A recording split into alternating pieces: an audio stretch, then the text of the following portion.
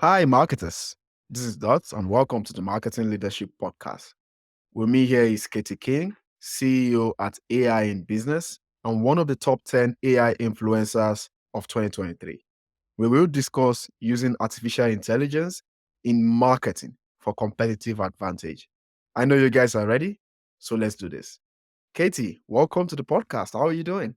Thanks so much, Dots. It's a pleasure to be here. I'm really good. I'm really Ah, good. Yeah. Well, great. greetings from the UK to all your listeners. Absolutely, absolutely. I hope the heat wave is not too much over there as well. No, actually, it's not. Rain as Oh, usual, as you expect in the UK. No, it's fine. makes We're sense. lucky. Makes sense. Makes sense. So, as we kick off here, do you want to tell us a bit more about yourself, your background, your role, and how you've risen to the top of AI marketing, artificial intelligence in general, and how you've become a leading voice? Yeah. Yeah. Thank you. So, 30 years in marketing. And I think my dad always told me to ask a lot of questions and not have imposter syndrome. Nobody's better than you. And I grew up I in like that. I grew up in a working class part of North London in the UK, and I think a curiosity has remained with me all through my life, and a desire to keep learning. So Hmm, it comes from that. And yeah, you reach kind of peaks and then things change, and I was ahead of the game. So traditional marketing, I was ahead of the game with digital marketing, and then everyone caught up. And then the same with AI. I've been involved with AI for about 10 years. hmm, I'm not a technologist, so I stress that. yeah.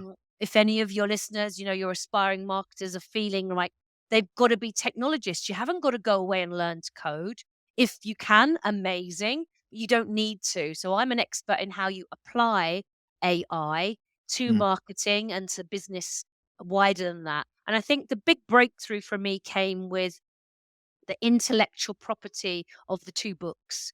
So if you keep pushing yourself out there and doing great work, and then actually go out there and create a body of work, which I did. I got both books published by Kogan Page, one in 2019, one in this past year. And both books are case studies of successes and failures and my methodologies and hmm, scorecards for success and all of that. So truthfully, Dots, the success has come from being very driven and being very humble, but also being a great marketer. And when you've got a great bit of content or a great book, pushing it out there to people and sharing it and being tenacious and asking for things. So that's what I would recommend to all of your listeners is to um, be on this journey of continuous learning, create great content. You don't have to have a book, but keep learning, keep pushing great content out there, be very visible, ask for things, and don't have imposter syndrome. yeah. I think in my own life, the last thing you said was the most important thing. And we're just speaking off mic and about how gracious I've been in terms of the kinds of guests that we've had on this very new podcast. And it's just all about asking.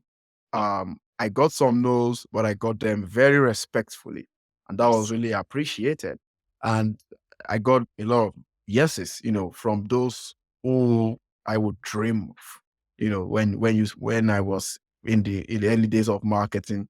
And so if you're listening, it's really beyond all the things you hear from motivational speakers, but it's just the part of asking Yeah. people for help, asking for help all the time, I think is something that will help not just in marketing, but in any area Agree. of your career. Yeah. And of And life, it's ex about communities and, it doesn't mean you have to give back necessarily. I'm not, if someone asks me for something, I'm not expecting something back, but it yeah, does help if we're all perceived and are actually out there working in our communities helping people. If I can see that someone's trying to help themselves and volunteering and doing all sorts of incredible things, that helps because you can't say yeah, yes to everybody, but yeah, you of can course. certainly say yes to people who are smart enough to help themselves. Yeah, yeah, yeah. And I like that angle as well. So that's very nice. In terms of the topic here, when it comes to AI in general, I think the biggest gist is how AI is going to or not going to take our jobs. Yeah. There's a lot of I guess conversation around that on the web. But this is the new question I would like to ask, or the unique question, is that now for those who want to join the bandwagon, if you call it that way, and professionals who want to shape their careers for the AI realities of the future, uh, how do you, help professionals achieve that, either through education or consulting, or what are some of the things or ideas that you think professionals can use to shape their careers with AI? Yeah, it's a really good question. It really varies. So, Okay. I'm helping people first of all understand what is this family of AI, taking away some of the fear of it, educating them about the big family of AI. I talk Mm, more about augmented intelligence than artificial intelligence. Augmented okay. intelligence equals big data and it equals insights. So part of my role, and it depends because I'm a keynote speaker, I'm a trainer, I'm a consultant. So and I Mm, work with marketing professionals and CEOs and so on. So mhm, sometimes I'm helping them to use AI in marketing to sell, to sell their products and services. Sometimes I'm educating them about how AI can help them land the next big job in marketing. mm, And so the mm, start point normally is let's dispel some of those myths. Let's really understand what is AI. And, we're talking all different aspects of AI and show them examples of it and show them that if it's not necessarily going to come away and take all of the jobs, but it will take the jobs away from individuals and companies, especially who bury their heads in the sand and don't evolve and don't mm, use the next wave of tools and technologies and so on. So people that don't embrace it, and I'm not just talking ChatGPT, I'm talking wider tools for SEO, for customer segmentation, for sales, for yeah. web creation. I'm talking a whole raft of tools. The people that don't invest in those will get left behind. Um, so I think, that's really an important sort of point to really think about is, how do people in marketing really fully understand it and then add value to their own clients or customers? So that's really, Mm, really important. Interesting. Interesting. I would like to dive a bit deeper into your experience again, and you know, your book AI Strategy for Sales and Marketing um, shows how AI can boost customer centricity, and I know you add there in the title Sales and Marketing, but I think your book is really AI strategy for commercial teams. So commercial teams in terms of sales, strategy, service, and finance. Maybe IT Yeah. transformation, if we will add that as well. So can you shed more light on how this book can help these teams and why people should buy it? Yeah, absolutely. So for me, at the heart of marketing and the Chartered Institute of Marketing in the UK's definition of marketing Yeah. is satisfying customer needs profitably. Now, profit is not relevant if you are a charity, if you're in the third sector, but for many organizations, satisfying different customer needs profitably is key. So actually for me, AI, with all of the big data insights that come if you invest in it, is Hmm. going to help you as the marketing team to collaborate very effectively with digital, with Yeah. particularly sales. So there are Okay. many tools. My book is packed with examples of the tools, the vendors, the case studies of successes and failures, and how you get started. Take HR, for example. If you Hmm. think of human resources, it's their job to think about the culture and the learning and development. So it's really important that the HR teams understand the impact that AI can have across the organization and retrain, upskill, or hire new finance people, new marketeers, etc. Yeah. But Yeah. also, HR is about the people, and marketing to your people internally and making them brand advocates so that you can hire great people is important too. So there are AI HR tools that can help you with recruitment. It might be Hmm. a bot. It might be a bot that does some of the recruiting.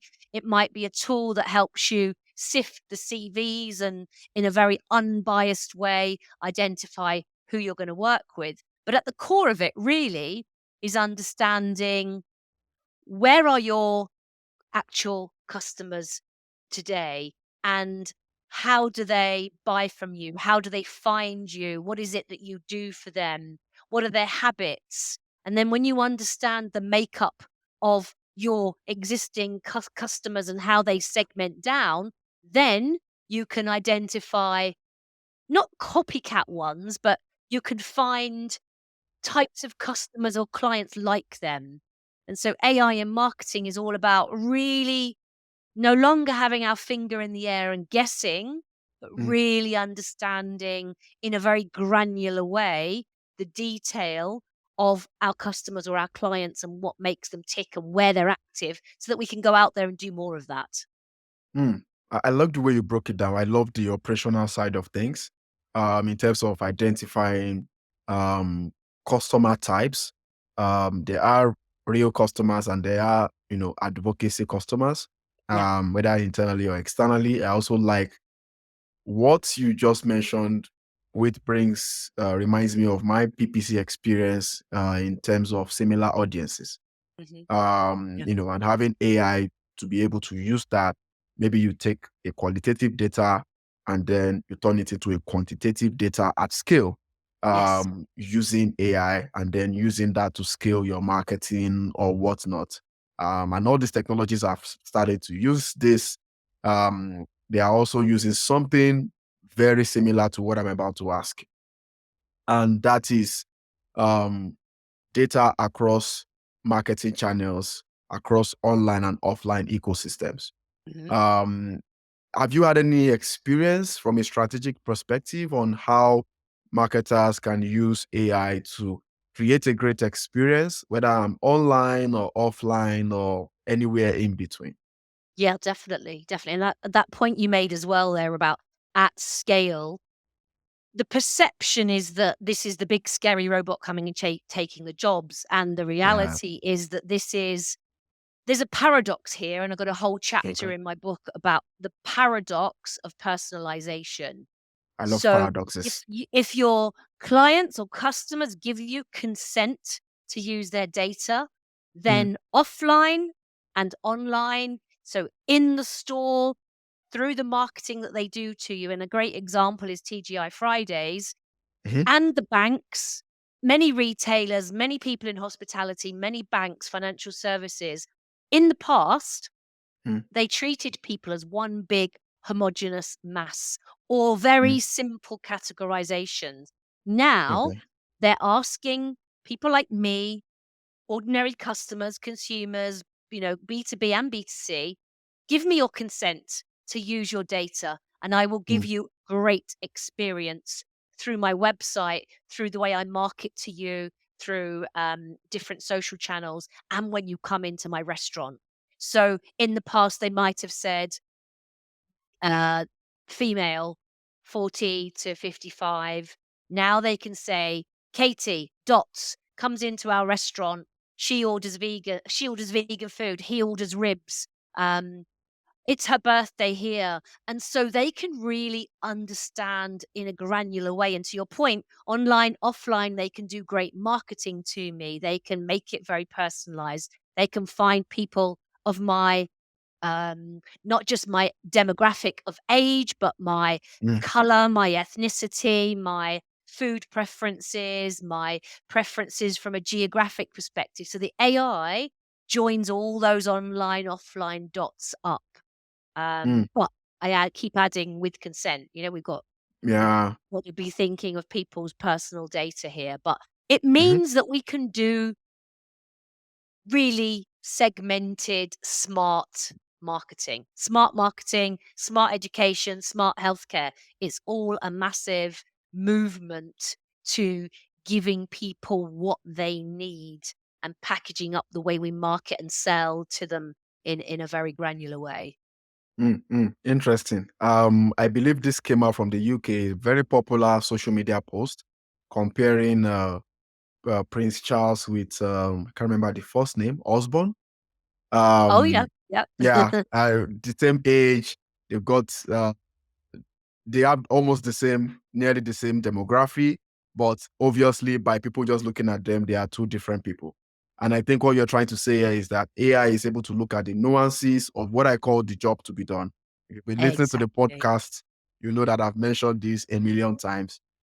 Determining signals that border on customer needs, customer preferences, that cuts across or cuts through the noise of demography and maybe a bit of psychography as well. And I mean, that is very exciting, to be honest, because we are able to have this co-pilot that helps us Yeah. to really understand the customer very well. Like you said, of course, given that they have control of the data that they are sharing with us. But yeah, that is really, really exciting. Exactly. And you mentioned For us Copilot, here. and as you know, Microsoft is Copilot for 365, Yeah. um, which is very cool because it's bringing it into a platform and a package that we all know. I mean, there's loads more packages out there. Hmm. There's Phrasee and Concurred and Jasper and many, many other tools, and then people are creating their own in Google and Mm, so on. But mm, you're absolutely right, and I think it's a very smart name for it because it is that assistant, and it's taking away the kind of mundanity and automating many of those processes so that we can do and finding patterns. Like our human brains mm. are so powerful, Yeah. but we can't find those nuances that you referred to there. We can't sort of we might speak 3 or 4 languages, but we can't speak hundreds. We can't sift through millions or an exascale amount of data, and the Mhm. AI can. So the AI is like our assistant going out there and finding those patterns and those anomalies. If you're a bank, you've got AI in the background Mhm. finding unusual anomalies of patterns of behavior to maybe identify fraud, but equally in Yeah. the front end, it might be doing facial recognition and scanning. And then it might be allowing the bank's marketing team to send very detailed marketing out and understand what young people's needs are for mortgages and bank loans and stuff. So, that kind of way of understanding data that we didn't have access to before is very powerful. Yeah. Yeah. Absolutely. And all this sounds well and good. And with marketing leaders, I think sometimes my worry is that it's a bit of throwing everything to the wall, seeing what sticks. Oh, let's embrace this because somebody else is doing it. There's so much crumble for trends Yeah. nowadays. But I know that either through your book or some of many of your keynotes, you have a process that you have taught others through which Yeah. organizations can properly adopt AI, like a step-by-step framework. Are you able to share that at a high level with us? And again, Yeah. if you're listening, um, we will have Katie talk about her book again so that we can get that. But before then, let's have this teaser. Yeah, absolutely. So I produced in my book a scorecard for success.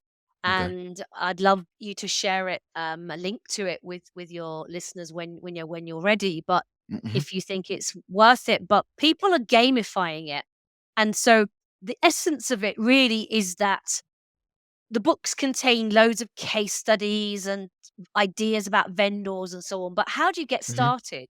And what I love to do is make it very accessible and to prove to any aspiring marketer that Yeah. AI is very affordable and to any organization and business that it's affordable. So what you get with this scorecard is are 10 areas, and you give yourself a score of 0 to 5 across each of the areas, and you Okay. end up with a score of 0 to 50. If you're under 20, you're traditional. If you're in the middle, 21 to 35, you're transitioning. And if you're 36 upwards, then you're much more transformational. And it spans, mm, do we have the right mindset for change? Now, I'm mm, 56. Some of your listeners might be 26. Just because I'm older doesn't mean I'm out of date. And just because mhm. you're young and you've just come out of college or university doesn't mean that you're really up to date, because Yeah. this is moving so fast. So it's about mindset.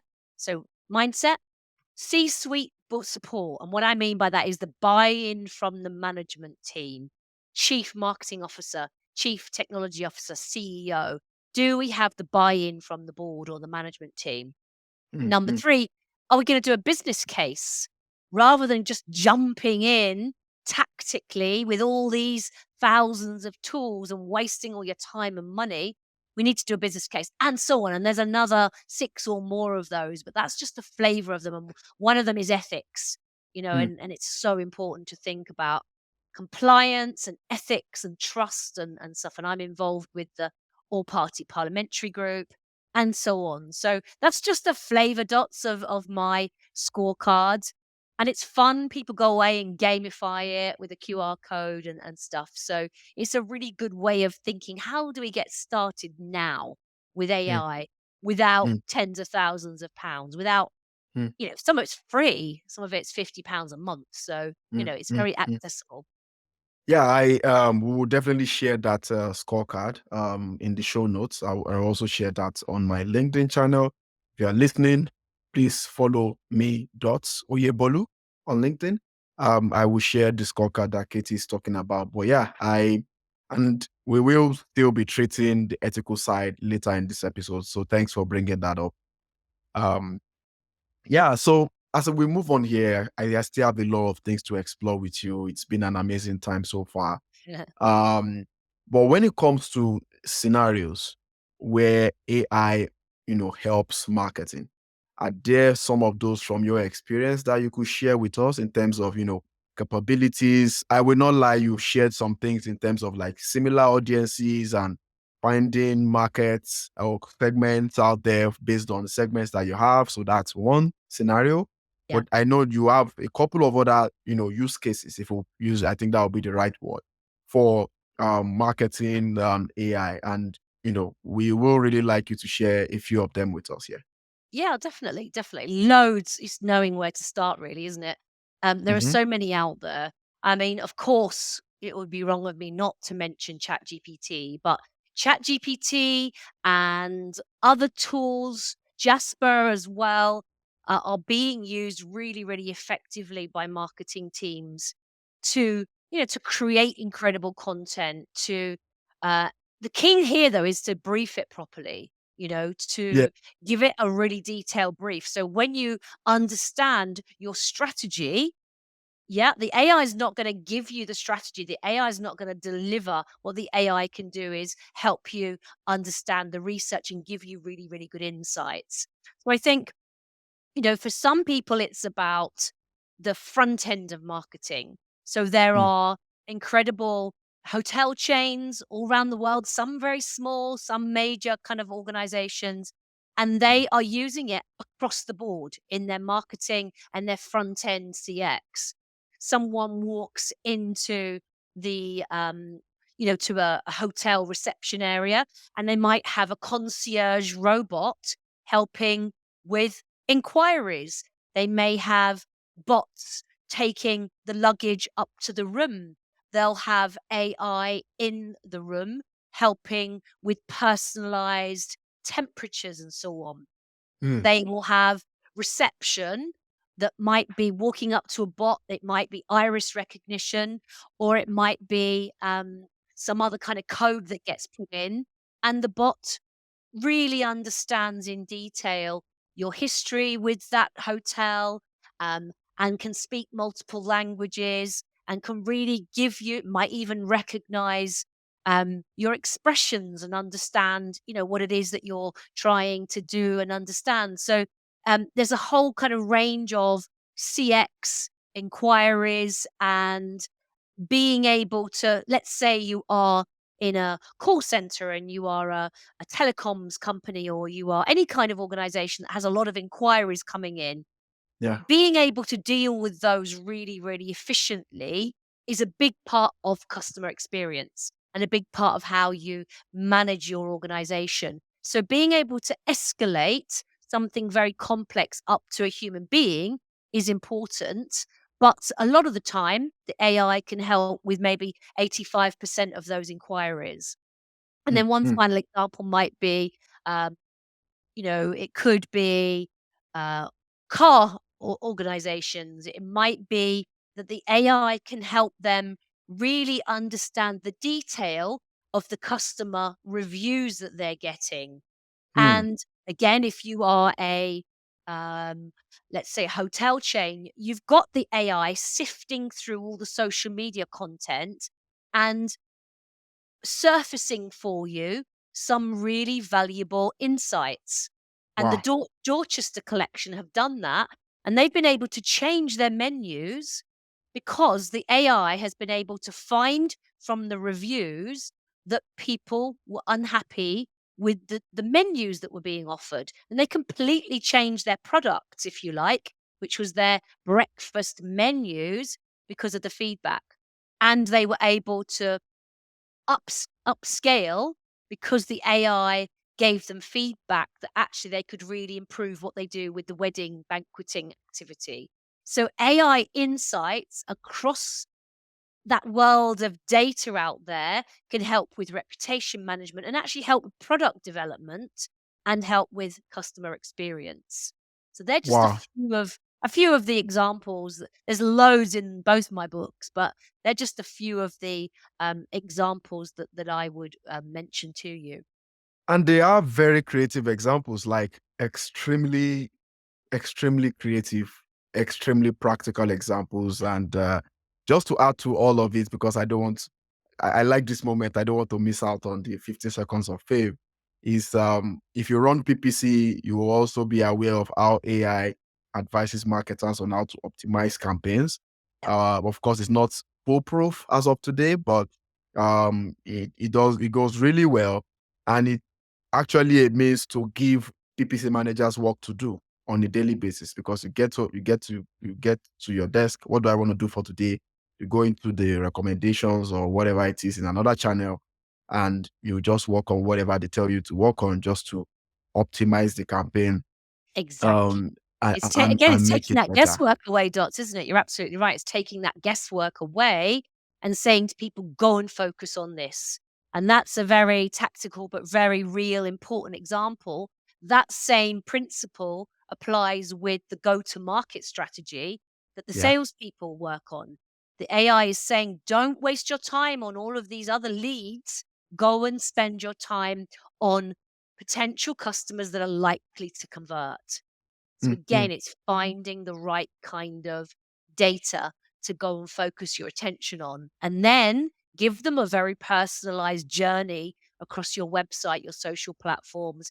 Feed them, depending on where they are in the funnel, the right kind of data at the right time. That's probably one of the most important applications. And you know why? Because it's the customers at the center today. They lead the funnel. It's no longer how it used to be when brands lead the funnel. So if you're able to use AI to get into maybe social media conversations within communities, product reviews, most especially, like look at e-commerce products with thousands of reviews, have some AI system go into that and review it and bring in some insights to improve the product.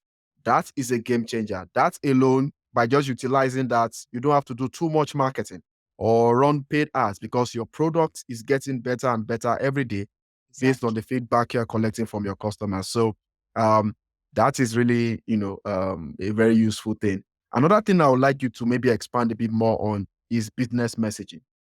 That was trending for a while, and now it's become mainstay.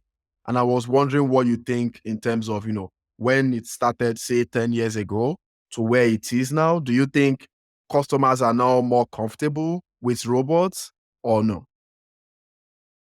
It varies around the world. It Okay. depends on culture. It depends on national traits. In Japan, there's real acceptance of technology. I Mm, think it has changed in the last year or so. Um, the format in which it's presented is an important one, isn't it? Are we, like I Yeah. said, walking up to a robot, or is it sort of hidden and we're just not necessarily aware of it, but it's giving us a much better experience? So I think in some parts of the world, there's still resistance to some of those more physical embodiment of it. Yeah. But it's changed a lot. I think awareness of AI has really changed in the last year. And I think the digitization that happened during the pandemic, Yeah. which forced us all to get very digital, has helped. Yeah. And I think at the end of the day, if people are very happy to deal with automated assistants and robots and so on when they know if they need it, they can escalate to a human being. And actually, the experience is usually so much better than a human being. It's just being careful not to be too spammy Yeah. and being careful that it's effective. I deal with some of my bank's automated assistants, and they're not good enough yet. And Hmm. so if you keep dealing with something that is poor, you're gonna be maybe a little bit reluctant, but it's definitely improved dramatically. And I think people's acceptance to be involved in it is really moving along. And again, it's demographics. You ask my mum that in her 70s, she's gonna say no. But again, if she doesn't know it's a bot at the end of a phone call and she's getting a great experience, then hey, does it really matter? You know, Mm, mm, but yes, mm. it does, because you do need transparent use of data. Absolutely. Absolutely. And I like this train of discussing channels and platforms, but I want to ask a very broad question now. Of all the marketing channels that we have today, as of the point of this podcast episode recording, which ones do you think are ahead of the curve, or I guess is about to reach the promised land when it comes to like AI utilization, and why? Do you mean the actual marketing, not Channels. platforms, the Not channels? platforms, Yeah, yeah, channels. yeah, Yeah. yeah. Oh, that's a really good question. I would say that, yeah, I mean, I've described the chatbots. They're extensively used. So in Mm, that sense, I think there's that piece in CRM. So I yeah. think CRM as a kind of channel. I think um the content marketing, definitely. And I think because we've had so many years of social media and digital, it's paved the way for AI to come in and, for people. But I think where it's free and starts to be made accessible to many, then I think that aspect of it. I think the sales piece gets kind of pushed back a little bit, because sales has No. always been a very sort of traditional, less well educated aspect of the marketing area. But I think kind of SEO, PPC, and content are probably, ahead, Mm, because by their very nature, they're very data centric. mm. Are there, I guess, traditional marketing channels like maybe out of home or something like that? Are there some that you're already starting to see use AI? Yeah, I've not seen. I'm not too experienced in the sort of out of home area, but yeah, Okay. again, you do see like the pods that I described that are being used in some of these like Skyscanner in Johannesburg and places like that. You are Mm, starting to see more of that happen in the high street, in organizations, at bus stops and so on. So yeah, I think we are seeing some of that, which is mm. hardware Yeah. and AI software. Yeah. So often the AI is the software behind it all, and the format in which it's used will vary depending on the out of home usage and so on. Yeah, and it's usually an undertaking, I must agree. So it has to be creative. Yeah, Otherwise, e the company will never approve it again. exactly, exactly. Yeah. Okay. It's a marketing leadership podcast. Don't forget, and it's been an amazing conversation. Very, unique insights, things I personally not even heard of before. That Katie is really dishing out to us here, and we will be taking a very quick commercial break from our sponsor. But please stay tuned because we are about to get into some very interesting aspects of AI use in marketing. And if you've been following, we will also ask Katie on the performance rapid fire. So stay tuned.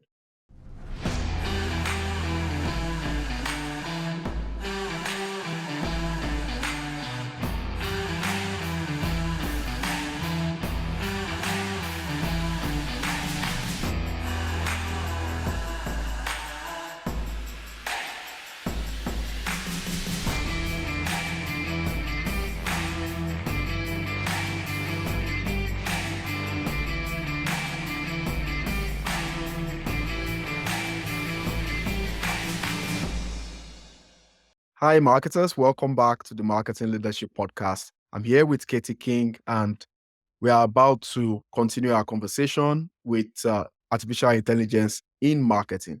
But before then, let's have a little fun. It's time for the rapid fire, the performance rapid fire, where we ask random questions with random answers, and those answers must be true and nothing but the truth. So help you God, Katie. Are you ready? I'm ready. All right. The first question is, what is your best marketing KPI? Oh, that's a good one. I've been in marketing and comms for 30 years, and for me, some of the PR KPIs are really, really important. So, Hmm.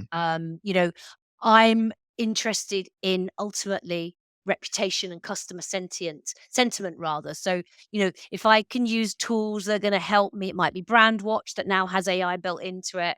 I want to really understand how is my brand being managed and around the world across different channels, and that's negative, neutral, positive. So yeah, I think sentiment analysis with AI and digital tools is really important. Good. I forgot to say that you are not allowed to say revenue. So thank you for not saying that. Yeah. My second question, how long do you use social media every day? Oh, it depends on the day. I'm of a certain age now where I'm definitely taking things a little bit easier. So I don't use it Mm, that much at the weekend, but okay. during a weekday, like Monday to Friday, easily, easily my working day is probably 70% using these platforms easily. Hmm. So Hmm. big percentage of time. Big pay. Yeah, I'm but not it's for for work. You are not just binging around wasting your exactly. life. And So, it's not all pushing stuff out. I'm mm, social listening, I'm mm, watching mm, listening to what people say, I'm mm, analyzing, I'm mm. reading, and so yeah, it's a massive part of and for social, I'm dipping into it. I'll be watching a movie and still dipping into, my social fat channels for family and friends and research. It's hard to stop doing that, to be honest with you. These days, I know. I probably spend upwards of 2 hours a day Okay. between LinkedIn and YouTube. So yeah, I feel you. The Yeah. last question. What is your favorite marketing quote? Everyone has a quote these days. So give me a very powerful one. Yeah, I love Simon Sinek, and it's people don't buy what you do, people buy why you do it.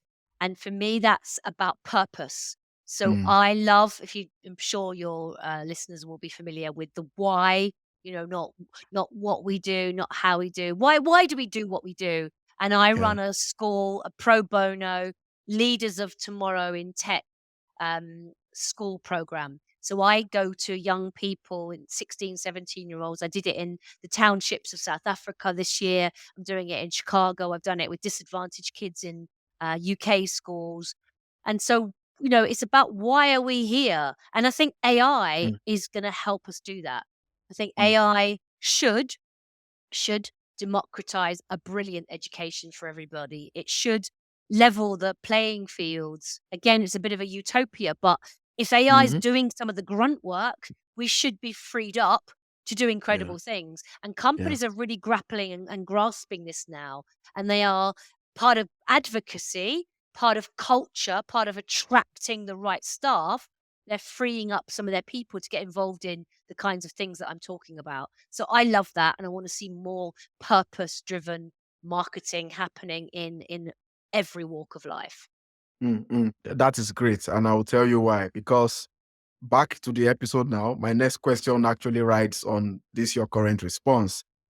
In achieving an AI marketing utopia, I think it's important for us to harness AI ethically. Yeah. But the danger is that with AI, and with every other thing in life, even in the utopian world, abuse is inevitable, Yeah. right? Even in Wakanda, there are issues in places like in paradise, if we put it that way.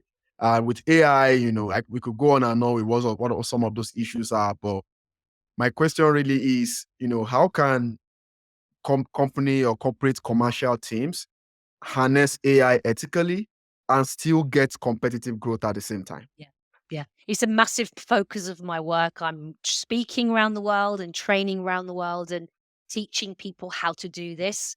Um, First of all, there's watch this space because by the day, new AI laws are coming through. It's coming Mm, through in the US, it's coming mm, through in the European Union. So there will be more and more laws that govern this. like Already we have GDPR. GDPR has a clause for transparent use of data, but there Mm, will be very soon a new AI Act and legislation mhm. in the United States and around the world. More and more governments are collaborating with their peers in other countries and are starting to regulate it. In the meantime, before it's regulated, we as organizations need our own code of conduct, our own ethics. Ethics needs to come into the existing laws. So say for example you're in the financial services area or the retail space, the retail consortiums and the financial conduct authorities and others, they need these laws or clauses within it. But again, that might not happen. So organizations need their own code of ethics for their own companies. So I think it's abiding by the existing laws that govern your sector, marketing sector, PR sector, as well as finance and so on, and then starting to abide and play a role in developing the embryonic acts, etc., that are coming to the fore in the world of AI. Mm. That's one thing, but also treating customers, with respect and As keeping their humans. as humans and having their data, safe and not taking advantage of them. So I think all of these things are, really important. And even big brands can make mistakes. Yeah. So KFC, the big food brand, um, used AI to send out calendar notifications about things in the calendar, and they hadn't programmed the AI properly because you need the human in the loop. If you don't have a human in the loop that understands the nuances and the kind of areas, then you're going to have a big problem like KFC had, where a note was sent out to celebrate something in the calendar, which was Kristallnacht, which is known Whoa. to be the beginning of the Holocaust. Let's Wow. celebrate it. Yeah. So they had to apologize all through their social media. So I Yeah. guess what I'm saying is we've got to have humans in the loop. We've got to program our data in an eclectic way. We've got to make sure that we're not inadvertently going down the road of bias Mhm. and discrimination and so on. So it's such a big space, but read, follow what people like the World Economic Forum are doing, what the Alan Turing Institute are doing, what your own government in your country, in Canada or in the UK or wherever that might be. So I'm on the APPG, the All Party Parliamentary Group. We have Mhm. a task force. So have your own task forces. Without Yeah. sounding too cynical, it's a great way to do your own marketing, to be heavily involved in how your industry is evolving. So get involved and, help us all to protect without sounding too, philosophical or too scary, to protect humanity and to build effective communities that don't exploit other communities. It's really important. This is what we need with all the news going around. I think people are just very excited right now, but they also need to know why AI needs to be used in marketing responsibly, pending when early laws come in. But just to sum your feedback up, is really about treating customers with respect and having as many guardrails, just as all these that you've broken down with us, and having that to guide marketing practitioners and even in some ways guide customers themselves, so Yeah. that risks can be mitigated. So thank you so much for taking the time to share that. Before I let you go, one more question. Um, when it comes to AI as a marketer, as a performance marketer myself, I've always thought about how AI can make um, data analysis and measurement and, you know, marketing and content serving much better. And one of the things that have come to mind is predictive analysis. Another one is, voice search personalization, or if we can call it voice search SEO. Mm. Um, how do you see AI, improving these kinds of solutions in future, Yeah. and providing better marketing intelligence for um, number obsessed folks like us?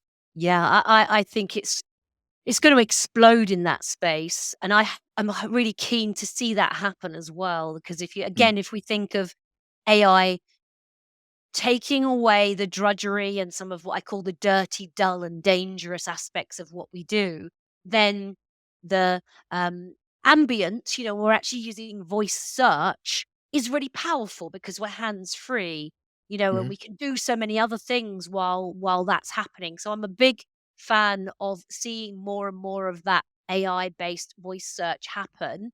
I think it's going to be really interesting how it does actually happen because, um, if I think of, um, Series and other kinds of voice assistants, then yeah. how the AI decides, I'm thinking of SEO and how SEO has had a long journey of data and ads and organic content, and it's kind of built up over many, many years. It's going to be quite interesting to see which brands and organizations the AI surfaces to those asking for the voice search. So I Mm, think it's going to radically change SEO. And the dots, forgive the pun, with you, the dots are not yet joined up on AI based SEO. And I mm, hope that kind of is going to shake out in quite an interesting way over the coming year. Um, so I hope to see more and more AI-based voice search. But the bit I'm quite keen to understand how it's going to pan out is going to be how do they surface who gets recommended, and with the web, you can kind of like read pages and pages, but you're not going to necessarily get that so much on a voice search. Our attention span is going to be very, very different. But I think AI for predictive analytics, AI for voice search has a very exciting future, and I'm fascinated to see what that's going to look like. But yeah, the way this is happening is you've got AI's been around, just to finish off, AI's been mhm, around 70 years. It's mm, viable now. We're in an AI summer because A, we've got big data, and B, we've got cheap processing power. Okay. mm, As a mm. result, all of the big venture capitalists plow loads of money into voice searching and all these other areas. So, you're going to see more and more players come to the fore in the space you just outlined. And it's going to be quite exciting. Interesting, interesting. I wouldn't have had a better AI episode than with Katie King. It's been awesome, awesome. And thank you so much for sharing all your marketing wisdom. And, I hope listeners will remember this podcast episode 5 years from now. I Uh, hope you so. know, I really hope so as well. But before I let you go, where can, aspiring AI marketing gurus find you? And Yeah. your book, don't forget. Yeah, yeah. Go to aiinbusiness.co.uk. So aiinbusiness.co.uk, you'll find me, my keynotes, my 2 books. You can from there connect with me. I'd love to connect with everybody, especially on LinkedIn and Instagram and Twitter. So you can find the links to all of that there. But yeah, it's been an incredible interview, Dots. Well done to you for a great, great interview. It's been a pleasure to join you, and I hope people find it accessible. The first thing we started off saying was don't have imposter syndrome, and don't Yeah. think whether you're 20 or whether you're 60 or 80. It's there for everyone. Just go and learn and be curious. That's all I would recommend. Yeah, yeah, absolutely, absolutely. And what a great closing note there. Thank you so much. That's all for today, guys. See more episodes at dotslovesmarketing.com. And don't forget to subscribe to the Marketing Leadership Podcast on Apple, Spotify, and YouTube. Till next episode, connect the dots. Thank you for listening to the Marketing Leadership Podcast, brought to you by Dots Loves Marketing. There will be links to any resources mentioned in today's show notes. If you enjoyed this episode, please leave a 5-star review and be sure to subscribe so you never miss an episode.